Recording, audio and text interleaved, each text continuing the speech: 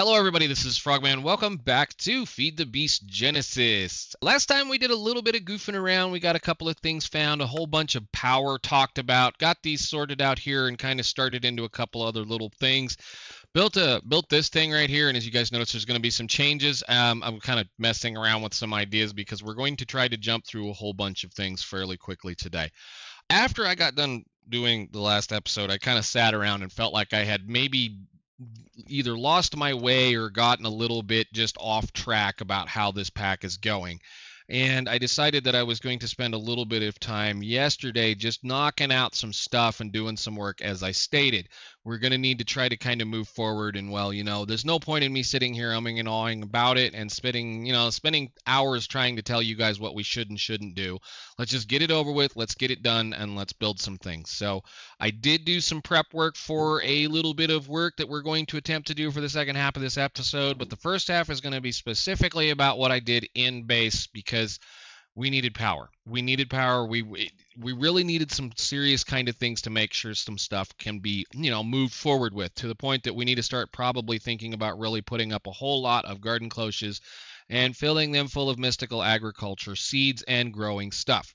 With all that, I spent a little bit of time doing a little bit of work and, well, kind of experimenting and messing around and reading the configs. And the reason why I'm saying sometimes that's very important for playing various mod packs, especially ones like this, is you don't know whether or not the mod pack creator screwed with the general vanilla configs when it comes to things. So let's start talking about this real quick. And the reason why this is kind of important is because various mods have the functionality for you to be able to kind of fiddle with their configs and make them harder or easier to use depending on how things go. And this was part of the reason why I kind of decided to go the direction that I did.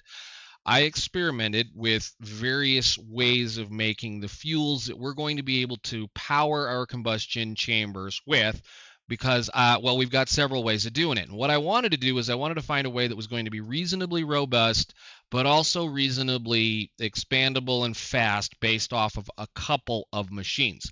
So the reason why we're looking at, I did it again. Give me my book back. Reason why we're looking at the engineer's manual or the engineer's process here, this thing for immersive engineering, I'm reasonably familiar with their process for creating biofuel or biodiesel or whatever it is. It's something that it's been in around since, like, I forget, 1.7 or 1.4, when this mod was brought out. I've been using it for a long time, so I'm reasonably familiar with it. And I'm not saying anything against the pneumatic craft process. We're going to speak on both of them fairly quickly because, in theory, we're technically using both mods to make power right now. What I wanted to point out is that in these manuals, especially in the engineer's manual, changes to power will generally show up in here as far as what you're going to notice for things like basic wiring. So if you click on basic wiring and you go down through here, you're going to click on a couple of things and you'll see numbers. You'll see numbers that look similar to this.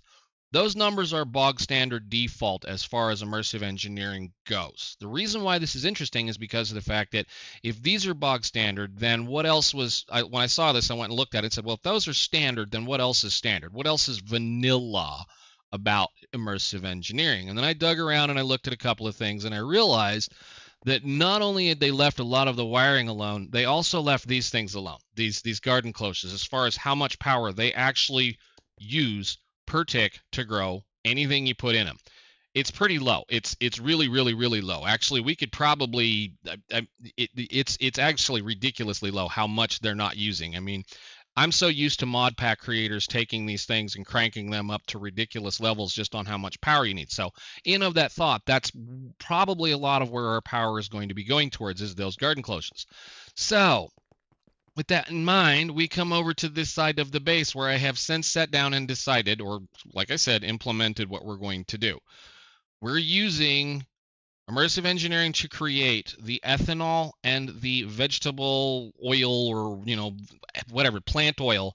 And then we're using pneumatic craft to do the rest of the processing over here. Now, this is the reasoning why I'm doing this, and the reason why I'm doing this specifically is because of the fact that these machines here right here are incredibly fast. And regardless of how much that you want to try to be producing all the time, this industrial squeezer and this industrial fermenter are considerably faster than the thermo-pneumatic plants. These guys right here. So this stuff right here, if we do any of these things in towards the section here, where is it going to be? So like say this process right here, or where is it? It's going to be that one. Say we'll take that little process right here. This shows a line that goes reasonably quickly. In reality, I think it's something like 20 seconds. The yeast culture that is produced in here is almost 3 times slower than that process. So you have to mix the yeast culture with something else to be able to make the ethanol, just the ethanol. So in that process right there, there's an extra step.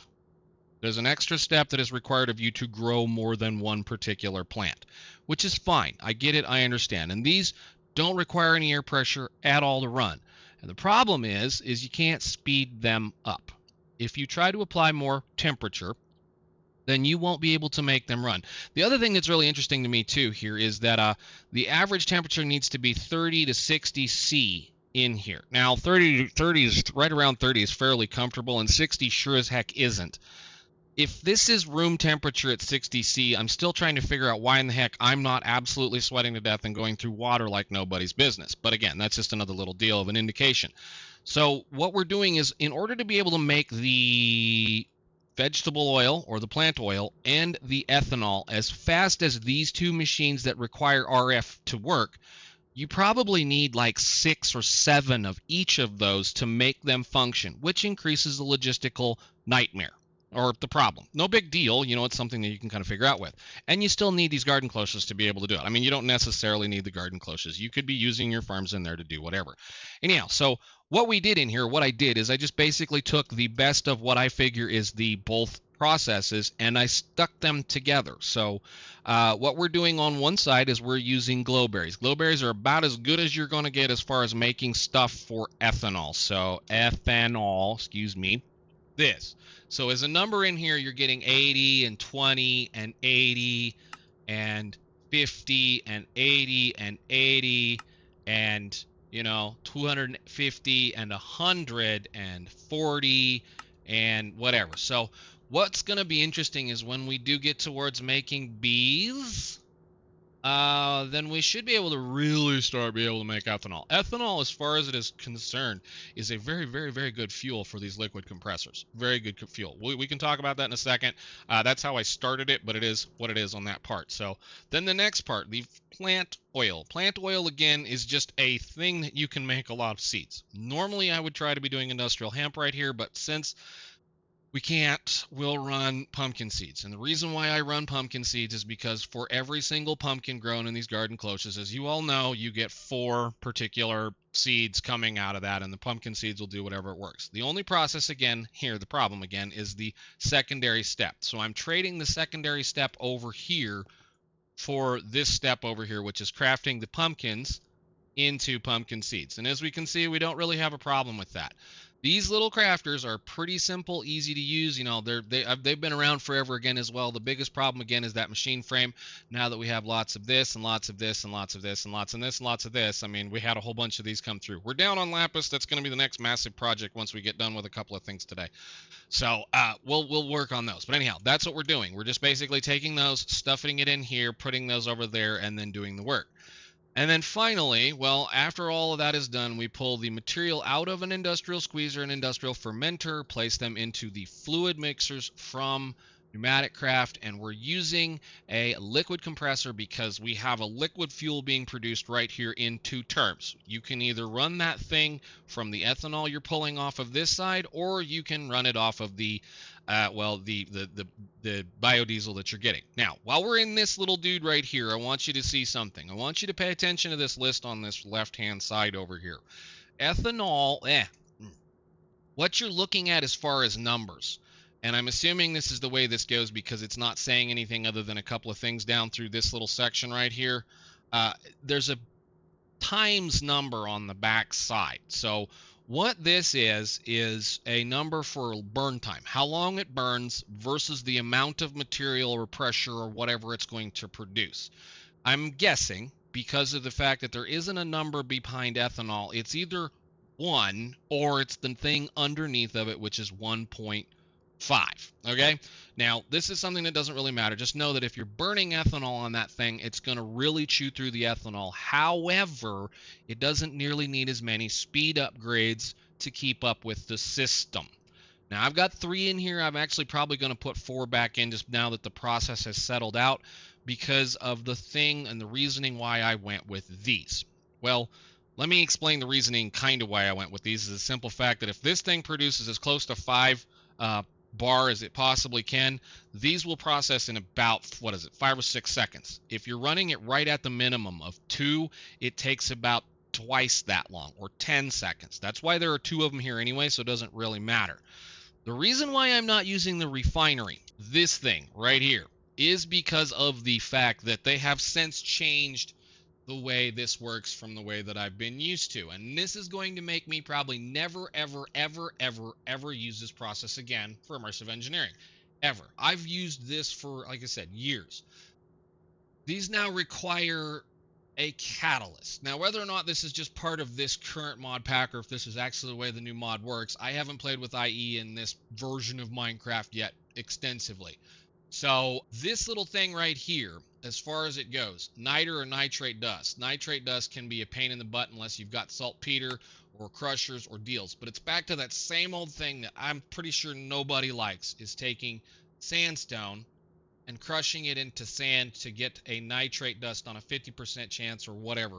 Thermal has been doing this for years and years and years and years and years, and I've always hated that little process. I understand it works fine, and if you have 1,000 tons of sand laying all over the place, sure, fine, wonderful. But that just removes that little process. So again, I'm removing a step out of a process that I'm used to by using a different mod to be able to make things work. So that's where we're at as far as those go. All of that is then being, well, processed, drug over, dumped into that tank that is then brought over into 4 of these combustion chambers, using a little kind of probably lesser known functionality of mechanism fluid types, or the mechanical pipes, is that you can set these with a configurator to respond to redstone. And then they'll do this. They'll disconnect, they'll be goofy, whatever.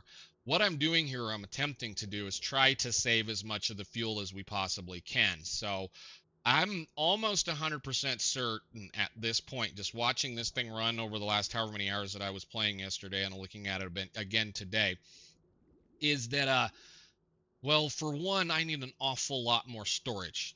Just with the fluids that we're using, the biodiesel in a biodiesel in a combustion chamber will produce 28 kilowatts of power for 1 millibucket. Now, if you do crude oil and you do the same thing for that, it produces 7 for 2. This is a God's plenty. And I mean, even then, LPG. If you look at LPG and you say, okay, same difference, I don't even know if it'll burn it, because there's not a marker for it. If we do kerosene, again, I click on it. If I say uses for it, there is no use for this deal once again. So all we needed to do was get to diesel, which is either this biodiesel, which has that number on it, which is, again, 28 for this. This biodiesel, which I think is the same thing here, once again, or that diesel. I mean, we can play around with things. We can talk about things for a while. But essentially, that's all we ever needed to get to.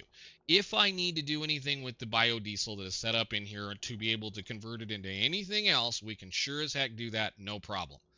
Now, the other thing you're probably noticing is, why isn't he talking about all the little cabling all over the place? And that's when we're going to step in and start talking about all of the little cabling all over the place. XNet is one of my favorite methods for doing logistics and just transferring things around.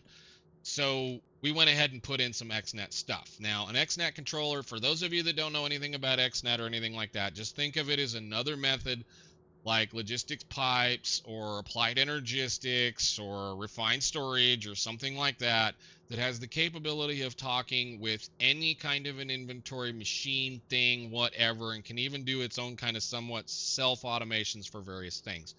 Essentially, you have a controller that you program up to 8 channels into doing whatever you need it to do and talk with various things around. So essentially what we've got going on here, I'm not going to go into detail on this. There's plenty of, wikis and whatnot and things out there, but essentially we have 8 channels. We're using all 8 of them. I can probably get them a little bit tied down a little bit. Basically what I'm doing is I'm using this and a bunch of little connectors and cable to control all of this mess. It's speaking with the power control system. It's speaking with the actual sides of these to pull the pumpkins out. It's transferring water into the bottoms of them. It's pushing seeds into these. And I believe it's doing the power as well. So that's the beauty of XNet. You can do anything from liquids, items, power, redstone. I'm actually using it to do redstone. So there is a controller on the back of this tank right there. This is kind of goofy. I still need to clean this mess up. But there's a controller or a connector, on the back of that tank right now that is reading the contents. Not only is it reading the contents, I should say, it's pulling the fuel out of these, putting them over there, as well as in this little liquid compressor. It's reading the contents of that tank over there and telling this thing by a special little command here in the line on the end. Once the fluid is less than or equal to 6,000 millibuckets or 60,000 millibuckets, that tank can hold 64. Send a redstone signal over to this tank to, well, I think it's the other way around. Remove a redstone signal to make this thing stop working. I fiddled around with that until I got it to work. Basically, it's one of those things. Getting the settings right, getting things done. And, you have to set up a channel and whatnot. It's what we're going to use, at least for now, for logistical work. I don't mind the logistical, pipes and things and stuff like that. I don't mind the transporters. But when you start talking about the costs, those cables are cheap. They're just some dye, a little bit of redstone, a single gold nugget, and some string, and you get 16 of them. The connectors are just as simple as such as well. They're a little bit more expensive, sure, and it requires a dye. The biggest cost is that controller. However, that controller, again, is one of these deals. However, that controller can control pretty much anything you connect to it and tell it what it's going to do. So, and we have options for other things here. Given that this one right here, I really kind of wanted it over there, and I might move it eventually anyway. Given that this one right here has the capability of connecting to our power grid here, I can also use routers and wireless routers to push power all over this base. So we may look into that in the future. We may not, but there are other things that I'm going for. But yeah, that's power. It's pretty ridiculous, I'm not going to lie. These make a lot of power, and they barely chew through anything. So I am using a little bit of redstone, just a teeny tiny amount. I'm using a basic energy cube because it has the ability to charge and discharge things quickly. So like if I want to charge my, my hammer, it can charge reasonably quickly. It'll just bloop and then be full. And the redstone basically is just going to read the contents of this energy cube and tell these things basically when to turn on and off.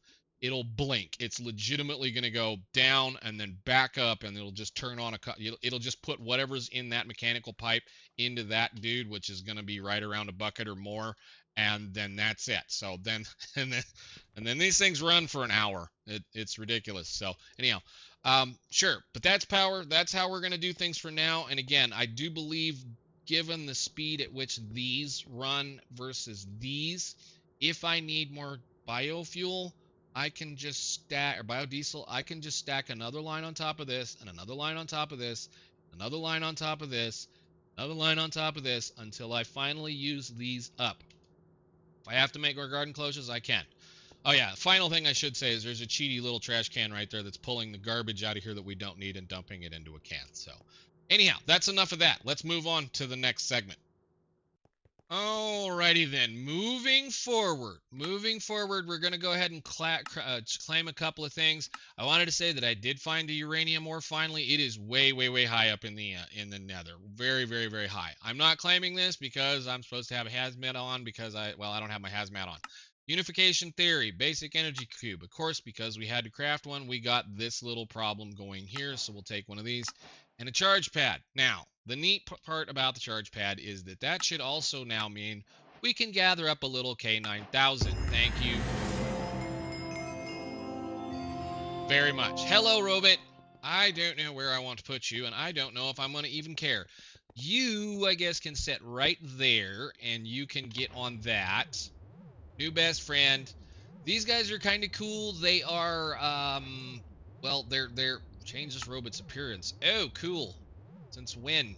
Eh, I'll leave him alone. I'm kind of a simple, easy guy when it comes to that. And they're basically a a crafting table that follows you around, a chest that follows you around, a furnace that follows you around, and a repair kit or thingy whatever that follows you around. Or they're the guts of a digiminer or a digital miner. Sadly, that's generally the first and only time I'll ever use them. They'll get put into one of these things and away it goes. We are but osmium ingots away from messing around a lot with mechanism. Unfortunately, that is going to require us a reinforced alloyer, which requires tungsten, which requires stainless, which requires a lot of silly things that are going to have to go down the line, which we're going to start working on towards today.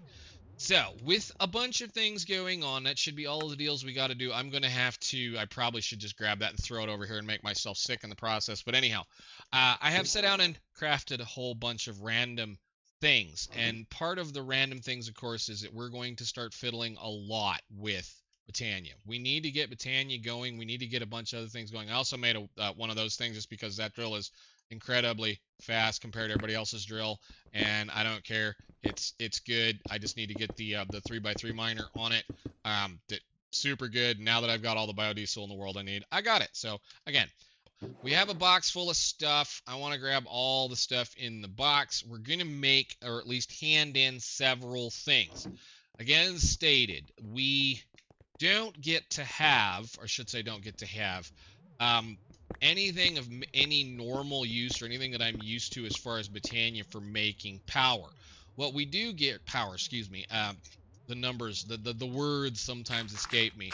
What we do get is we're going to get something that is going to enjoy or inhale as much RF as we possibly can. Dude, can you, why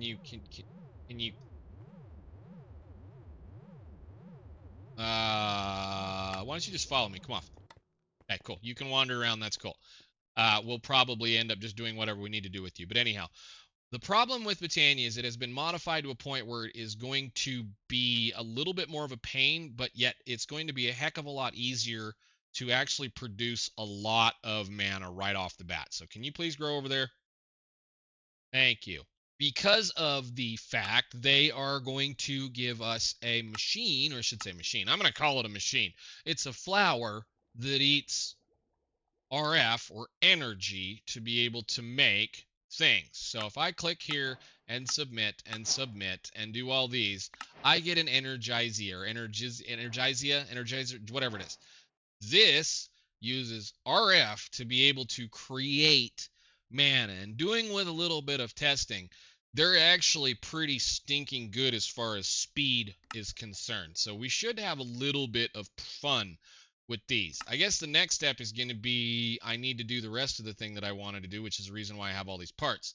So in the, where is it? In the synthetic acquisitions, I should be able to do this again and again and again, again. It's not taking the batteries. Lovely. I wasted all that. That must be broken. I only want 8 of them, so 2 more. I guess it's eating the batteries, isn't it? I had 8 batteries.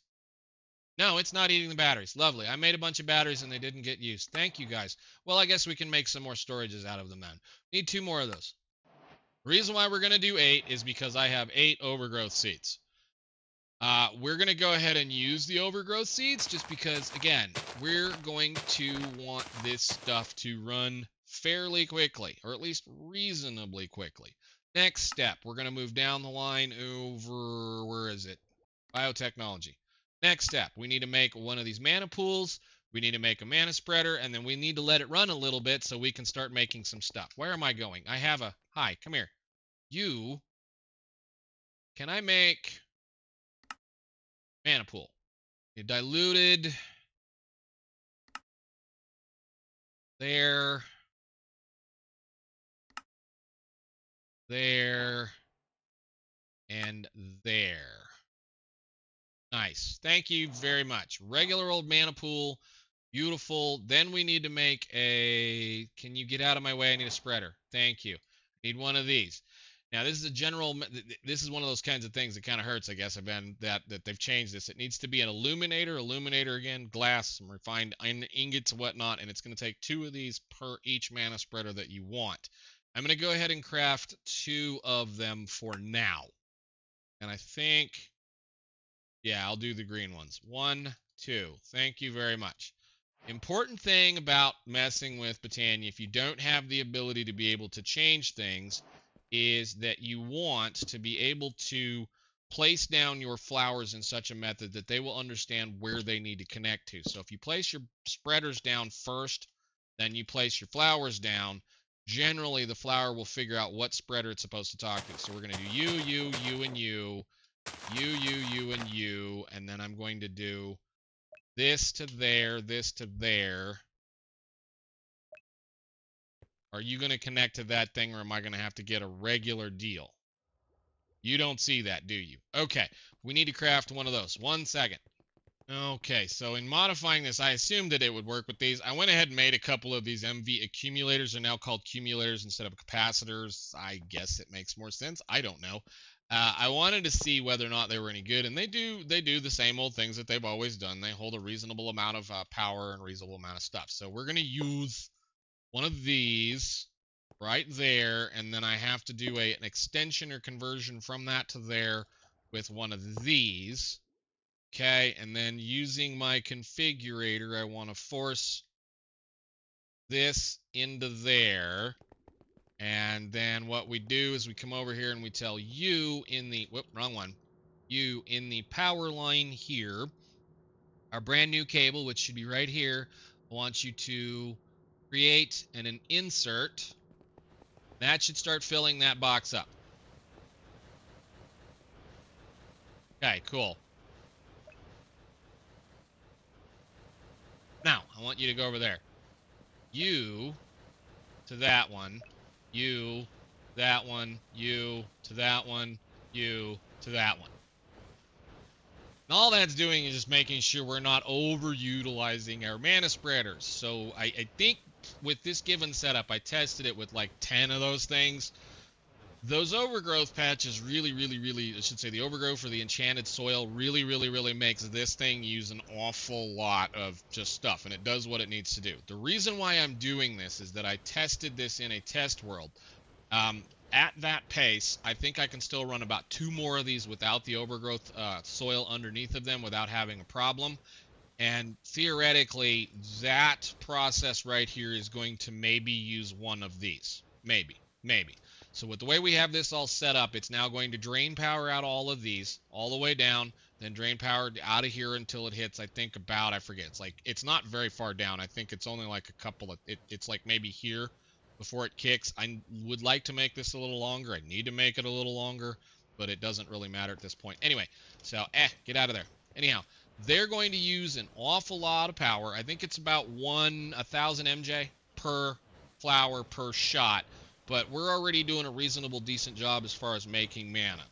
They're pretty quick. I was kind of, one of those kinds of deals. I was not exactly certain this was going to be good. Again, we're just going to have to make sure we have a lot of power, which is why I did a lot of this stuff. So, next step, I guess, is to wander down through some of this. We need to make some mana steel and a catalytic converter because I really want that thing. So this is going to require contained crystals. We should be able to make 2 of those. I need to make some more of that. Go. Yeah, just make a few. I did do a decent amount of mining in between episodes, and I think we're going to need some glass. So just grab some glass. We have a new friend, so we can put him to use. Compact all those down, and I should have 2 brewing stands. Brewing stands, at least. 1, 2. Cool. What else have we got over here while we're sitting here looking at it? Catalytic converter. I want to make a mana diamond, which is going to be a dimensional shard. Interesting. So that'll save me a little bit of time. Cool. I got a decent amount of those. We'll take 25, I guess. That's fine. And what else have we got in the line over here? Runic altar. Again, one of these. We're going to try to get down into right here, I suppose. There's going to be some more work we need to do in order to be able to move forward with this pack, or at least with that section. So that's a fair amount, actually. Yeah, nice. All right. Well, do the thing you know you need to do. We'll make 8 of those for now. That's mana glass. That's going to be good for later. And 8 of those. Is that not how you make them? Of course it's enriched iron. Of course it's enriched iron. Why don't you just do that and I'll make some more? Perfect. He's going to get really tired of following me around, aren't you? That's all right. We can put him away or do whatever. I'm not really worried about him right now. He's fine. Anyhow, 16 of those. Thank you. And that will do those. Go ahead. You can submit those. Thank you very much. That'll get us a Mana Steel pickaxe and an Efficiency 3 book. I guess we can go ahead and claim a Black Lotus and a little bit more XP and a Mana Reader. If you don't know how to work Botania by now, really, it's kind of one of those things. There's no point in going through a lot of these, but if you want, we can sure look at it a little bit more in depth. I need this. Thank you. Those will do that. And this can just get put in the pool. So we need to make an alchemy catalyst. I have this super lens. Nice, I suppose. Where are we? Cool. A runic altar we can make. Let's do that.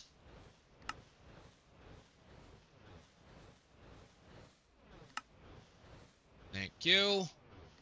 Those will be good for this. Another Black Lotus. Another runic altar with a botanical brewery, which is amazing. That means we can kind of start doing a bunch more fun stuff. That can go in there as well. And this can go... Well, I think we're going to put you... Where are you going? I guess I got a new pickaxe now, too. Cool. Nice. So we're going to put you right there. We're going to put you right there. We need to make another one of these. Which I put all my flowers away. That's fine. We'll let that run a little bit more. And we'll put you right here. Again, very down and dirty, just barely getting things functional, but this will do the work to push stuff to there. And we will probably, and very much likely, make a few more of these just to try to keep pushing as much mana as possible.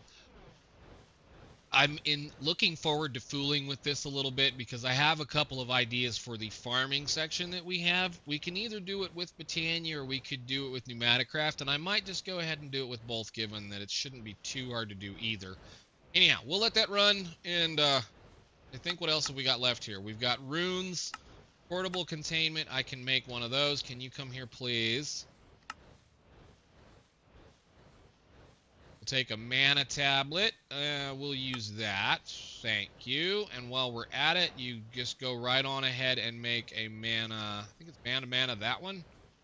Yeah, go ahead and make one of those. Thank you. And we can just put that on for right now and get it out of the way. We don't need it. I'll charge that up in between episodes. This will not take very long to fill up. With the rate at which this goes, this will not take very long to fill up. And I probably could make it even faster if I just go ahead and claim 2 more. But I'll take your band of aura and 4 floating flowers. Nice. We'll maybe use those for things later on. Have a kind of a container over here that we can put some of this random stuff in so that we don't get that we have it. And a band of aura, go ahead and put that on too if you'll let me have it. Cool. What that'll do, that band of aura will slowly, over time, fill this, or at least it should fill this. If you can see right there, over time it'll fill this. And then because we have this band of mana on, if I hold this, once that thing gets filled, it will start to auto-repair this. These are actually... The mana charged or the mana usable stuff in these things is very good as far as a lot of this stuff is concerned. They're very good tools for overall long-term use. Alright, so that's the majority of that chapter. Oh, we need to do this. Can I craft this staring at the little fellow that we're looking at right now? Yes. Catalyst. Click on that, do this, go. Alchemy Catalyst. Ding ding. Now what that does, if you place this underneath this mana pool, is it will change what this thing can do. So if we had, say, some redstone, or better yet, glowstone. Take a little bit of glowstone. I kept it anyway, whatever. This will change it into redstone. And vice versa, it'll change it back. It's an easy way of getting one or the other or both if you have a lot of other things. Alchemy catalysts are very, very handy for a lot of different things. It's also another way of getting certain types of materials, like seeds. Seeds, especially if you're trying to have a hard time, or you're having a hard time getting the various seeds, the various plants that you're messing around with, or going through various other little things, flowers. It's a very good way of getting deals, like to the point where, like I say, one of my favorite things is a rose bush, because rose bushes you can get a lot of, you can use them to do a lot of things. And there's a chain down through here where if you start with any one single flower, you can just keep tossing it in there until it eventually turns into one of those. It just circles all the way around. Oh yeah. And the main reason why I was interested in it is because that is how we are going to get lithium. I need some salt. Go ahead and give me that whole stack, and let's see if it'll do the whole stack. It probably won't, but it'll do a lot of it. Yep. Take it all. Nice. We have lithium, which means we can now make lithium batteries, which means we can move upwards through into some neater stuff like basic induction stuff and, lithium ingots, which can be used to, I forget where it is in here, the lithium batteries. These right here, we can now craft these, which will allow us to make the lithium battery box, which holds, well, it does 240 volts, which means you'd have to figure out how to push 240 volts into it. But yeah, cool, neat. All right, ladies and gentlemen, that's about as far as I wanted to get with this episode. I know we're probably going to be a little over, but I kind of had to go over that. So moving forward, I think our next steps are we're going to attempt to complete this chapter, and that's going to require us to pivot just a little bit. I guess we can claim those.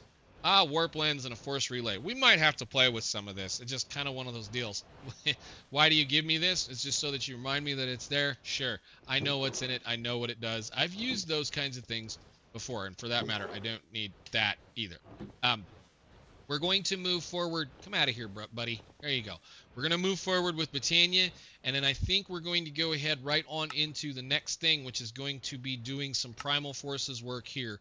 Because in order for us to move forward with getting titanium, we need to get down into this section and to here. So we may or may not even push even further into this mod, just depending on how much more fun they're wanting to give us. An enchanted golden apple. Whatever. So I will see you all next time. Thank you so much for watching. Bye.